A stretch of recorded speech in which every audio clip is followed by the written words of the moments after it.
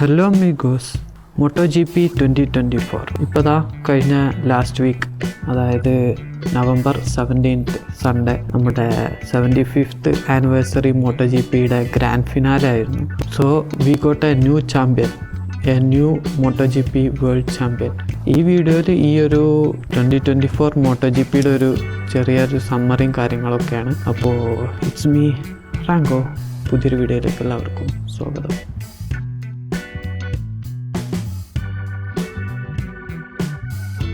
MotoGP 2024, ഈ ഒരു MotoGP 2024 ഒരു പുതിയ ചാമ്പ്യനാണ് നമുക്ക് കിട്ടിയിട്ടുള്ളത്. ആദ്യമായിട്ടാണ് ഇദ്ദേഹം ചാമ്പ്യൻഷിപ്പ് അടിക്കുന്നത്. അത് മറ്റാരുമല്ല, നമ്മുടെ ഹോഹെ മാർട്ടിൻ, അതായത് ജോർജ് മാർട്ടിനാണ് ഈ ഒരു സീസണിലെ MotoGP ചാമ്പ്യൻ ആയിട്ടുള്ളത്. മാർട്ടിൻ്റെ പോയിന്റിലേക്കും ബാക്കി കാര്യങ്ങളിലേക്കൊക്കെ നമുക്ക് ഡീറ്റെയിൽ ആയിട്ട് വരാം. അതിനു മുന്നേ നമുക്ക് ഈ ഒരു സീസണിലെ എപ്പിക് മൂമെൻറ്റ്സും കാര്യങ്ങളൊക്കെ നോക്കാം. നമ്മുടെ കഴിഞ്ഞ പ്രീവിയസ് ഇയേഴ്സിലെ MotoGP ഒക്കെ വെച്ച് കമ്പയർ ചെയ്യുമ്പോൾ, അതായത് 2023 2022 MotoGP വെച്ച് കമ്പയർ ചെയ്യുമ്പോൾ ഇപ്രാവശ്യത്തെ GP കുറച്ചും കൂടെ ഇൻട്രസ്റ്റിംഗ് ആയിരുന്നു. കാരണം റൈഡേഴ്സ് തമ്മിൽ കുറച്ചും കൂടെ കോമ്പറ്റീഷൻ ഉണ്ടായിരുന്നു. ഇപ്രാവശ്യവും ഡുക്കാറ്റിയുടെ ഒരു പ്യുവർ ഡോമിനേഷൻ തന്നെ ആണെങ്കിലും ആ ഒരു ഡുക്കാറ്റി റൈഡേഴ്സിൻ്റെ ഇടയിൽ തന്നെ കുറച്ചും കൂടെ കോമ്പറ്റീഷൻ ഉണ്ടായതുകൊണ്ട് തന്നെ MotoGPs ഭയങ്കര ഇൻട്രസ്റ്റിംഗ് ആയിരുന്നു. ഒരുപാട് നല്ല എപ്പിക് മൊമെൻറ്റ്സ് ഒക്കെ ഈ ഒരു സീസണിൽ ഉണ്ടായിരുന്നു. ഈ വർഷത്തെ GP ശരിക്കും MotoGPയുടെ ഹിസ്റ്ററിയിലെ 75th ആനിവേഴ്സറി ആയിരുന്നു. അതുകൊണ്ട് തന്നെ അതിൻ്റെ ഒരു സെലിബ്രേഷൻ ആയിട്ട് ഒരു റേസ് വീക്കെൻഡ് ഫുള്ള് നമ്മുടെ റേസേഴ്സ് എല്ലാം തന്നെ ഒരു യുണീക്ക് കളറിങ്ങിലും യുണീക്ക് സ്റ്റൈലിലൊക്കെ ആയിരുന്നു, വണ്ടികളും റൈഡേഴ്സും ഒക്കെ തന്നെ. പിന്നെ അതുപോലെ തന്നെ ഒരുപാട് റൈഡേഴ്സിൻ്റെ കംബാക്ക് ഒക്കെ നമുക്ക് കാണാൻ പറ്റി. പ്രത്യേകിച്ച് മാർക്കസിൻ്റെ ഒക്കെ 2019 ഒരു ഹ്യൂജ് ക്രാഷിന് ശേഷം മാർക്കസ് കുറച്ച് ഡൗൺ ആയിരുന്നു. ഒരു ഗ്രാൻഡ് പ്രിക്സ് വിക്ടറി ഒന്നും അതിന് ശേഷം മാർക്കസിൻ്റെ കയ്യിൽ നിന്ന് വന്നിട്ടുണ്ടായിരുന്നില്ല. അപ്പോൾ ഈ ഒരു സീസണിലാണ് മാർക്കസ് വീണ്ടും ഒരു ഗ്രാൻഡ് പ്രിക്സ് ഒക്കെ എടുക്കുന്നത്. അതായത് ശരിക്കും പറയുകയാണെങ്കിൽ 1043 ദിവസത്തിന് ശേഷം, അതായത് ഏകദേശം ഒരു 3 വർഷത്തിന് ശേഷമാണ് മാർക്കസ് ഫസ്റ്റ് പൊസിഷനിലേക്ക് വരുന്നത്. മാർക്കസിന്റെ ബാക്ക് വിക്ടറീസും യുണീക്ക് സ്റ്റൈലിംഗ് ആയിട്ടുള്ള ആദ്യം കുറെ പുറകിലേക്ക് പോയിട്ട് പിന്നെ തിരിച്ചു വന്ന് ടോപ്പിലേക്ക് എത്തുന്ന രീതിയിലുള്ള ഒരുപാട് മൊമെന്റ്സും കാര്യങ്ങളൊക്കെ ഉണ്ടായിരുന്നു. അതുകൊണ്ട് തന്നെ ഈ ഒരു മാർക്കസ് ഫാൻസിന് ഈ സീസൺ ഭയങ്കര അടിപൊളിയായിരുന്നു. ഒരുപാട് ഓവർടേക്സും കാര്യങ്ങളൊക്കെ ഉണ്ട് ഈ ഒരു സീസണിൽ. MotoGPയിൽ ആദ്യമായിട്ടുള്ള ഒരു ബേൺ ഔട്ട് വിക്ടറി എന്ന് പറയാൻ പറ്റുന്ന ഒരു മൊമെൻറ്റും ഇപ്രാവശ്യം മാർക്കസിൻ്റെ ഭാഗത്തുനിന്ന് ഉണ്ടായിട്ടുണ്ട്. കാരണം നമുക്കറിയാം, റേസ് സ്റ്റാർട്ട് ചെയ്യുമ്പോൾ എല്ലാവരും ഈ ഒരു വൈസറിലൊരു ചെറിയൊരു ഫിലിം ഉണ്ടാവും, അത് പീൽ ഓഫ് ചെയ്ത് കളയും. അങ്ങനെ പീൽ ഓഫ് ചെയ്തപ്പോൾ ആ ഒരു പീൽ ഓഫ് ചെയ്ത സാധനം വണ്ടിയുടെ ടയറിൻ്റെ ബാക്ക് വീലിൻ്റെ ആ ഭാഗത്തേക്ക് പോയി. റേസ് സ്റ്റാർട്ട് ചെയ്യണ ആ മൂവ്മെൻ്റ് ആയതുകൊണ്ട് തന്നെ അത് അവിടുന്ന് മാറ്റാനും കഴിഞ്ഞില്ല. അപ്പോൾ അതിൽ സ്ലിപ്പായിട്ട് വീല് ബേൺ ഔട്ടായി. പക്ഷേ ഒരുപാട് പൊസിഷൻസ് ബാക്കിലേക്കായി. ആ കാരണം മാർക്കസ് ആ ഒരു സ്റ്റാർട്ടിങ് മൂവ്മെൻറ്റും പ്രോപ്പറായിട്ട് കിട്ടാത്തതുകൊണ്ട്. പക്ഷേ മാർക്കസിൻ്റെതായ സ്റ്റൈലിൽ തിരിച്ചു വന്നു. എനിക്ക് തോന്നുന്നു 13th പൊസിഷനിലേക്കൊക്കെ മാറിയിട്ട് വീണ്ടും അവിടുന്ന് തിരിച്ച് ഫസ്റ്റ് പൊസിഷനിലേക്ക് വന്നു. അതുകൊണ്ട് തന്നെ അന്ന് കമൻറ്റേറ്റേഴ്സ് ഒക്കെ പറയുന്നുണ്ടായിരുന്നു, നമ്മുടെ MotoGPയിലെ ഫസ്റ്റ് ബേൺ ഔട്ട് വിക്ടറിയാണിത്. അങ്ങനെ ഒരു മൊമെൻറ്റും മാർക്കസിൻ്റെ ഭാഗത്തു നിന്ന് ഉണ്ടായി. അതുപോലെ തന്നെ നല്ലൊരു കംബാക്ക് വന്ന മറ്റൊരു റൈഡറാണ് എനയ ബസ്റ്റിനിനി. എനയ ചെറുതായിട്ടൊരു കൺസിസ്റ്റൻസിയിൽ പ്രീവിയസ് സീസണിലൊക്കെ ഉണ്ടെങ്കിലും കുറച്ചും കൂടെ ഒരു അടിപൊളിയായിട്ട് കംബാക്ക് ഈ ഒരു സീസണിലാണ് ഉണ്ടായിട്ടുള്ളത്. ശരിക്കും എനയും മാർക്കസും ആയിരുന്നു ഈ ഒരു സീസണിൽ അങ്ങോട്ടും ഇങ്ങോട്ടും ഒരു മത്സരം ഉണ്ടായിരുന്നു. പോയിന്റ് ടേബിളിൽ ഇടയ്ക്കിടയ്ക്ക് മൂൾക്ക് വരും, ഇടയ്ക്കിടയ്ക്ക് അടിക്ക് പോകും. അങ്ങനെ അതുപോലെ തന്നെ ഈ സീസണിലെ ചാമ്പ്യനായിട്ടുള്ള ജോർജ് മാർട്ടിനും പെക്ക ബാഗ്നായും ഫ്രാൻസിസ്കോ ബാഗ്നായും തമ്മിലുള്ള ഒരു കോമ്പറ്റീഷനും ഈ സീസണിൽ ഭയങ്കര അടിപൊളിയായിരുന്നു. അവരും ഇടയ്ക്ക് ടോപ്പിലേക്ക് വരും, ഇടയ്ക്ക് താഴേക്ക് പോകും, അങ്ങനെ ഉണ്ടായിരുന്നു. അതുകൊണ്ട് തന്നെ പൊതുവെ കുറച്ചൊരു കോമ്പറ്റേറ്റീവ് ആയിരുന്നു ഈ ഒരു സീസണിലെ racing. Point table top 10 point table ഈ സീസൺ ഫുള്ള് ഇങ്ങനെ നമ്മൾ കമ്പയർ ചെയ്ത് നോക്കുമ്പോൾ റൈഡേഴ്സ് ഇങ്ങനെ അങ്ങോട്ടും ഇങ്ങോട്ടൊക്കെ മൂവ്മെൻറ്റ് കാണുന്നുണ്ട്. കഴിഞ്ഞ സീസണിൽ അത് ഉണ്ടായിരുന്നില്ല, വളരെ കുറവായിരുന്നു. ഈ സീസണിൽ റൈഡേഴ്സ് അങ്ങോട്ടും ഇങ്ങോട്ടൊക്കെ മൂവ്മെൻറ്റ് കാണുന്നുണ്ട്. അതുകൊണ്ട് തന്നെ കുറച്ച് ഇൻട്രസ്റ്റിംഗ് ആയിരുന്നു ഈ ഒരു സീസണ്. പിന്നെ അതേപോലെ ഡ്യൂക്കാറ്റിക്കും ഒരുപാട് സ്പെഷ്യലാണ് ഈ ഒരു സീസണും. അവരുടെ 100th വിക്ടറി ഈ ഒരു സീസണിലാണ് ഉണ്ടായത്. നമ്മുടെ തായ് GPയിലെ സ്പ്രിൻറ്റ് റേസിൽ ഡ്യൂക്കാറ്റി ബൈക്സ് ആണ് ടോപ്പിൽ വന്നത്. അതായത് സ്പ്രിൻറ്റ് റേസിൻ്റെ റിസൾട്ട് ടേബിളിൽ ഏറ്റവും ടോപ്പിലുള്ള 8 റൈഡേഴ്സ് 4 ഡ്യൂക്കാറ്റി ടീമിൽ വരുന്ന 8 റൈഡേഴ്സ് ആയിരുന്നു. അതായത് ഏറ്റവും ടോപ്പിൽ ഫുൾ ഡുക്കാറ്റി കഴിഞ്ഞതിന് ശേഷമാണ് ബാക്കി കൺസ്ട്രക്ടേഴ്സിൻ്റെ റൈഡേഴ്സ് എല്ലാം തന്നെ വന്നത്. ഒരു പ്യുവർ ഡുക്കാറ്റി ഡോമിനേഷൻ എന്നൊക്കെ നമുക്ക് പറയാം. ഈ ഡുക്കാറ്റിയുടെ ഈ ഒരു ഡോമിനേഷൻ പറഞ്ഞപ്പോൾ തന്നെ ഈ ഒരു സീസൺ കഴിഞ്ഞ ഉടനെ തന്നെ നമ്മൾ ഇൻസ്റ്റഗ്രാമിലൊക്കെ ഒരു പോസ്റ്റ് വന്നിട്ടുണ്ടായിരുന്നു. ഒരാളും 100% പെർഫെക്റ്റ് അല്ല എന്ന് പറഞ്ഞിട്ട് ഈ ഒരു സീസണിലെ വിക്ടറീസ് നോക്കിയിട്ട് മൊത്തം 20 GP ആണ് ഈ ഒരു സീസണിൽ ഉണ്ടായിരുന്നത്. അതിൽ 19 GPയും ഡുക്കാറ്റിയാണ്. ആകെ ഒരേ ഒരു GP മാത്രമാണ് നമ്മുടെ അപ്രിലിയ ഫസ്റ്റ് അടിച്ചിട്ടുള്ളത്. ബാക്കി എല്ലാ GPയും ഡുക്കാറ്റിയാണ് കൊണ്ടുപോയിട്ടുള്ളത്. അപ്പോൾ ഒരു നോ വൺ ഈസ് പെർഫെക്റ്റ് എന്നുള്ളൊരു ക്യാപ്ഷനോട് കൂടിയിട്ടൊരു പോസ്റ്റ് ഇങ്ങനെ നമ്മൾ ഇൻസ്റ്റഗ്രാമിലൊക്കെ കുറച്ച് വൈറലായിരുന്നു. അതുപോലെ തന്നെ മറ്റൊരു യൂണീക്ക് മൊമെൻറ്റ് ഈ ഒരു GPയിൽ ഉണ്ടായിട്ടുണ്ട്. നമ്മുടെ മാർക്കസ് ബ്രദേഴ്സ്, ഈ ഒരു സീസണിൽ മാർക്കസ് ബ്രദേഴ്സ് ഒരേ ടീമിലായിരുന്നു നമ്മുടെ ഗ്രസിനിയിൽ. ഈ ബ്രദേഴ്സ് ഒരു പോഡിയത്തിൽ ഒരുമിച്ച് വരുന്നത് ഒരുപാട് വർഷങ്ങൾക്ക് ശേഷം ഇപ്പോഴാണ് വരുന്നത്. ഇതിന് മുന്നേ ആകെ ഒരു തവണയായിട്ട് അങ്ങനത്തെ ഒരു സംഭവം ഉണ്ടായിട്ടുള്ളൂ. അത് ഒരുപാട് മുന്നെയാണ്, നമ്മുടെ 90s ആ ഒരു മൊമെൻറ്റ് നമുക്ക് കിട്ടി. ഒരു റേസിൽ മാർക്കസ് സെക്കൻഡും അലക്സ് മാർക്കസ് തേർഡും ആയിട്ട് വന്നിരുന്നു. അവർ ബ്രദേഴ്സാണ്, ഒരേ പോഡിയത്തിൽ വന്നിട്ടുണ്ട്. അതും ഒരു യുണീക്ക് മൊമെൻ്റ് ആയിരുന്നു. പിന്നെ നമ്മുടെ ലെജൻഡ് വേഴ്സസ് റൂക്കി കോമ്പറ്റീഷൻ, അതിൻ്റെ ഒരു മൊമെൻറ്റും ഈ ഒരു സീസണിൽ ഉണ്ടായിട്ടുണ്ട്. നമ്മുടെ മാർക്കസൊക്കെ വന്നിരുന്ന ടൈമിൽ മാർക്കസും റോസിയൊക്കെ തമ്മിലുണ്ടായിരുന്ന ആ ഒരു ഓവർടേക്കിംഗ് കോമ്പറ്റീഷൻ. അതുപോലെ തന്നെ നമ്മുടെ ഈ ഒരു സീസണിലെ റൂക്കി ആയിട്ടുള്ള പെട്രോക്കോസ്റ്റയും മാർക്കസും തമ്മിലും ഇതേപോലെ ഒരു ടൈറ്റ് കോമ്പറ്റീഷൻ്റെ പല റേസിലും ഉണ്ടായിരുന്നു. അതും നമ്മളൊരു ഹിസ്റ്ററി റിപ്പീറ്റിംഗ് മൊമെൻറ്റ് പോലത്തെ ഒരു എക്സൈറ്റ്മെൻ്റ് ഒക്കെ തരുന്നതായിരുന്നു. അങ്ങനെ മൊത്തത്തിൽ നോക്കുമ്പോൾ ഇങ്ങനത്തെ ഒരുപാട് സംഭവങ്ങളൊക്കെ കൂടിയിട്ടുള്ളൊരു നല്ലൊരു സീസണായിരുന്നു ഈ ഒരു 2024 MotoGP. അപ്പോൾ കൂടുതൽ ഡീറ്റെയിൽസിലേക്കൊക്കെ പോകുന്നതിന് മുമ്പ് നമുക്ക് ഈ ഒരു സീസണിലെ ഓരോ GPയിലെയും പോഡിയംസ് ജസ്റ്റ് ഒന്ന് റിവൈൻഡ് ചെയ്ത് പോകാം. മൊത്തം 20 GPയാണ് ഈ ഒരു സീസണിൽ ഉണ്ടായിരുന്നത്. ഫസ്റ്റ് ഖത്തർ GP, പിന്നെ Portuguese GP, Americas GP, Spanish GP, French GP, കാറ്റാലൻ GP, Italian GP, Dutch GP, German GP, British GP, Austrian GP, അർഗൺ GP, San Marino GP, Emilia Romagna GP, Indonesian GP, Japan GP, Australian GP, തായ് GP, Malaysian GP, solidarity GP. ഇത്രയാണ് ഈ ഒരു സീസണിലെ പോഡിയംസ്.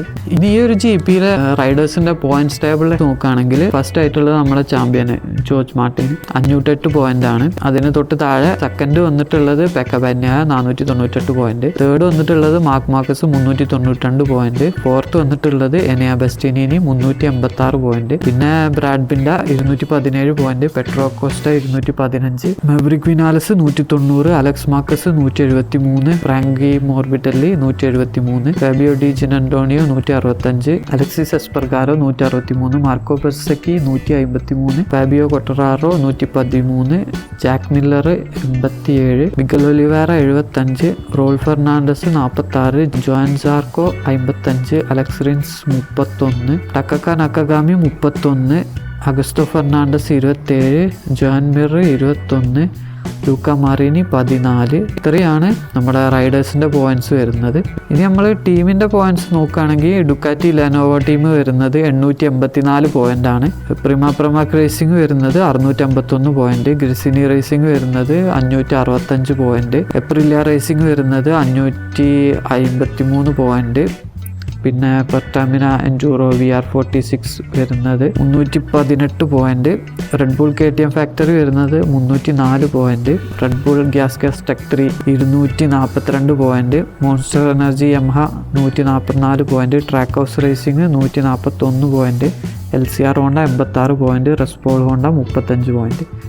ഇനി നമ്മൾ കൺസ്ട്രക്ടേഴ്സിൻ്റെ point നോക്കുകയാണെങ്കിൽ Ducati 722 point, KTM 327 പോയിന്റ്, Aprilia 302 point, Yamaha 124 പോയിന്റും, ഹോണ്ട 75 പോയിന്റും. ഈ കൺസ്ട്രക്ടേഴ്സിൻ്റെ പോയിന്റ് ടേബിൾ നോക്കുകയാണെങ്കിൽ നമുക്ക് മനസ്സിലാവും എത്രത്തോളം ഡുക്കാറ്റി ഡോമിനൻ്റ് ആണെന്നുള്ള കാര്യം. കാരണം ഡുക്കാറ്റിക്ക് 722 പോയിന്റ് ഉണ്ട്, അതിന് തൊട്ട് താഴെ വരുന്ന KTMന് 327 പോയിന്റ് ഉള്ളു. അതായത് KTMൻ്റെ ഈ 327 പോയിന്റിൻ്റെ ഇരട്ടിയേക്കാളുണ്ട് ഡുക്കാറ്റിയുടെ പോയിന്റ്. അപ്പോൾ അത്രക്കും ഡോമിനൻ്റ് ആണ് അവർ. കഴിഞ്ഞ 2 സീസണിലും ഡുക്കാറ്റി തന്നെയാണ് ചാമ്പ്യൻ ആയത്, ഈ ഒരു സീസണിലും ഡുക്കാറ്റി തന്നെയാണ് ചാമ്പ്യൻ ആയത്. എനിക്ക് തോന്നുന്നത് ജാപ്പനീസുകാരൊക്കെ അവസാനിച്ച് തോന്നുന്നുണ്ട്. ഡുക്കാറ്റിയാണ് ഇപ്പം പക്കാ ഡോമിനൻ്റ് ആയിട്ട് 3 സീസണിലായിട്ട് ഇപ്പം അവരാണ് ചാമ്പ്യൻ ആവുന്നത്. അപ്പോൾ ഇനി നമുക്ക് ഇത് തുടരുമോ അല്ലെങ്കിൽ അടുത്ത സീസണിൽ മെച്ചപ്പെടുമോ എന്നുള്ള കാര്യങ്ങളൊക്കെ നമുക്ക് കണ്ടറിയണം. അപ്പോൾ ഈ ഒരു സീസണിലെ ചാമ്പ്യനായിട്ടുള്ളത് നമ്മുടെ ഹോഹെ മാർട്ടിൻ, അതായത് ജോർജ് മാർട്ടിനാണ്. പ്രിമാക് റേസിംഗിൽ റേസ് ചെയ്യുന്ന ജോർജ് മാർട്ടിനാണ് ഈ ഒരു വർഷത്തെ നമ്മുടെ മോട്ടോർ സൈക്കിൾ ചാമ്പ്യൻ. അപ്പോൾ ഇനി ഈ ഒരു മോട്ടോ ജി പിയിലെ അവാർഡ്സും കാര്യങ്ങളൊക്കെ നമുക്ക് നോക്കാം. അപ്പോൾ നേരത്തെ പറഞ്ഞ പോലെ തന്നെ ഈ വർഷം മോട്ടോ ജി പി ചാമ്പ്യൻ ആയിട്ടുള്ളത് നമ്മുടെ ജോർജ് മാർട്ടിനാണ്. മാർട്ടിനെ കുറിച്ച് പറയുകയാണെങ്കിൽ റൂക്കിയായി വന്നിരുന്ന ടൈമിലും അത്യാവശ്യം നല്ല പെർഫോമൻസ് ഒക്കെ കാഴ്ചവെച്ചിട്ടുണ്ടായിരുന്നു. പക്ഷേ ആ ഒരു സീസണിൽ നല്ലൊരു ക്രാഷ് വന്നു. പിന്നെ അതിനുശേഷം ആൾ കുറച്ചൊന്ന് ഡൗൺ ആയിരുന്നു. പിന്നെ കഴിഞ്ഞ സീസണിലൊക്കെ കുറച്ച് നല്ല അടിപൊളിയായിട്ട് കയറി വന്നതാണ്. പക്ഷേ നമ്മുടെ ഫ്രാൻസിസ്കോ പെക്കബാന്യയുടെ ഒപ്പം എത്താൻ കഴിഞ്ഞില്ല. ചെറിയൊരു ഡിഫറൻസിൽ കഴിഞ്ഞ പ്രാവശ്യത്തെ ചാമ്പ്യൻഷിപ്പ് മിസ്സായി. പക്ഷേ ഈ വർഷം വളരെ ശക്തിയായിട്ട് നല്ല അടിപൊളിയായിട്ട് തിരിച്ചു വന്ന് ഈ വർഷത്തെ ചാമ്പ്യൻഷിപ്പ് അടിച്ചു.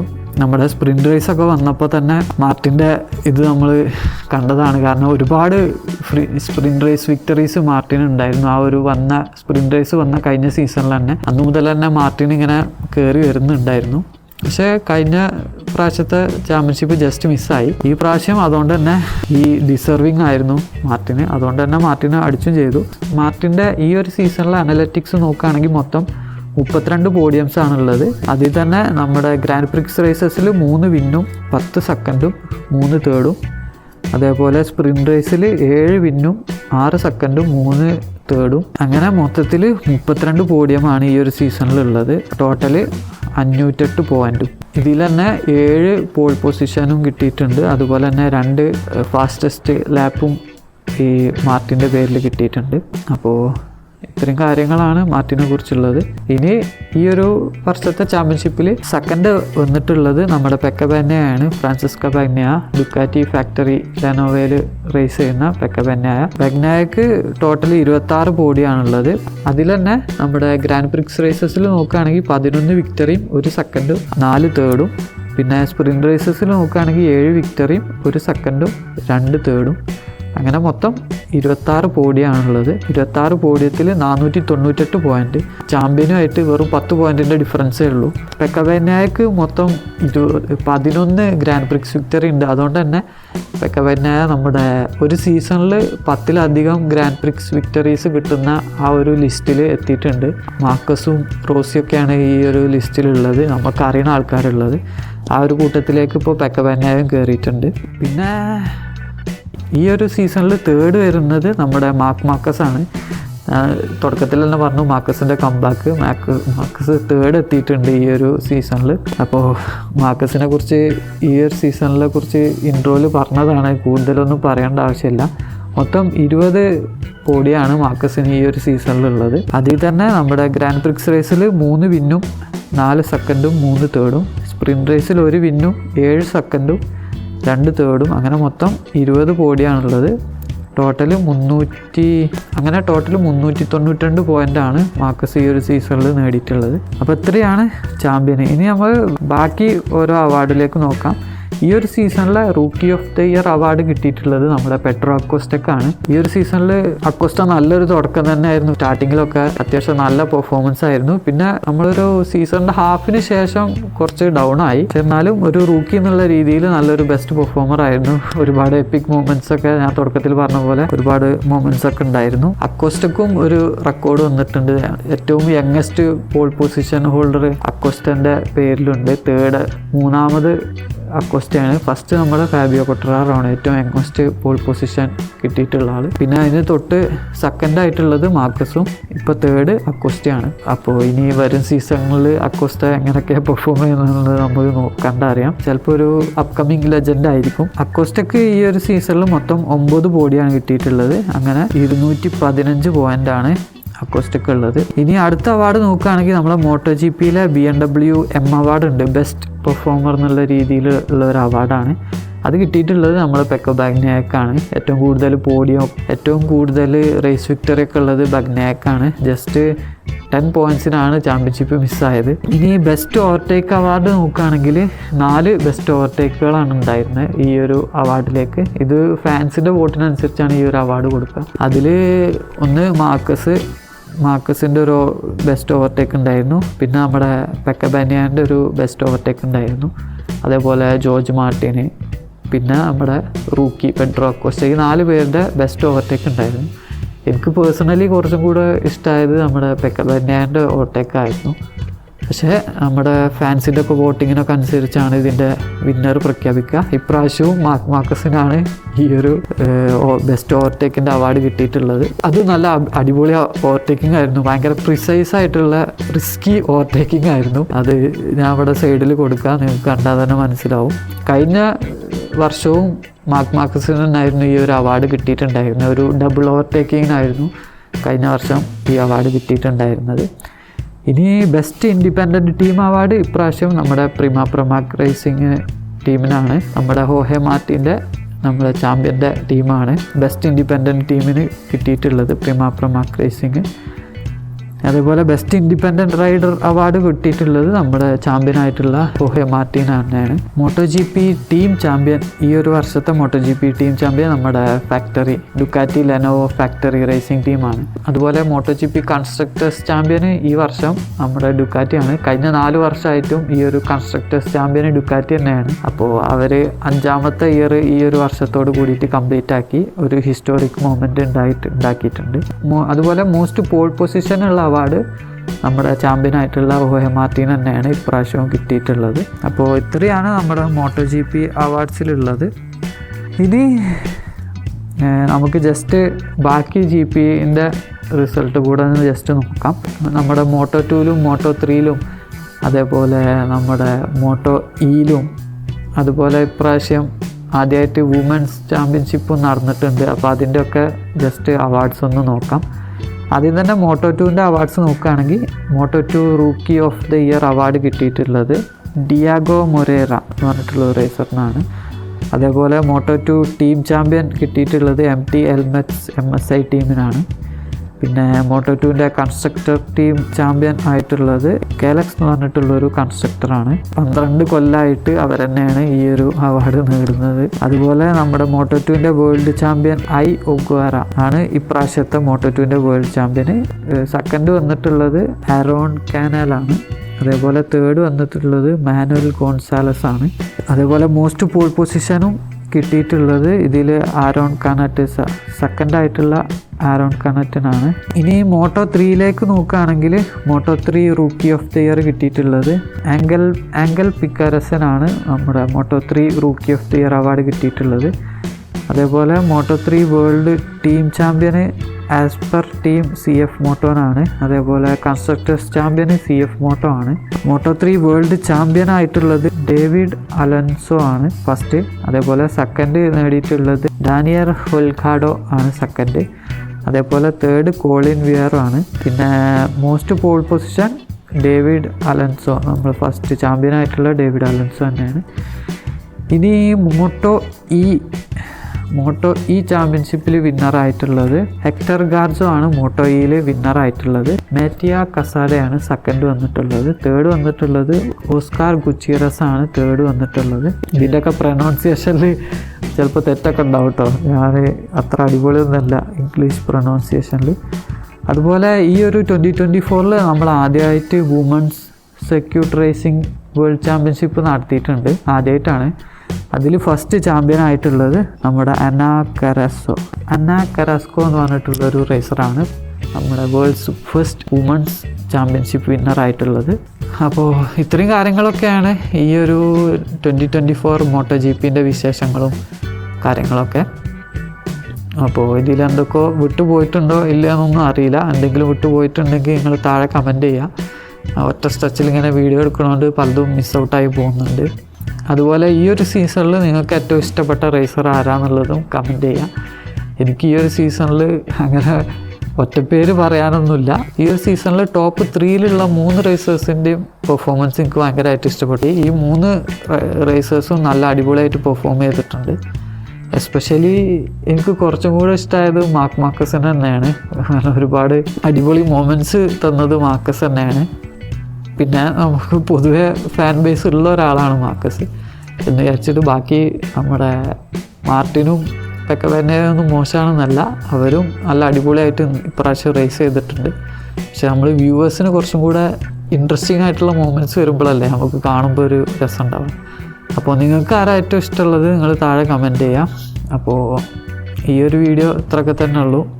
വീഡിയോ ഇഷ്ടപ്പെട്ടാൽ ലൈക്ക് ചെയ്യുക, കമൻറ്റ് ചെയ്യുക, ഷെയർ ചെയ്യുക. ഇറ്റ്സ് മീ റാങ്കോ signing out. ബൈ.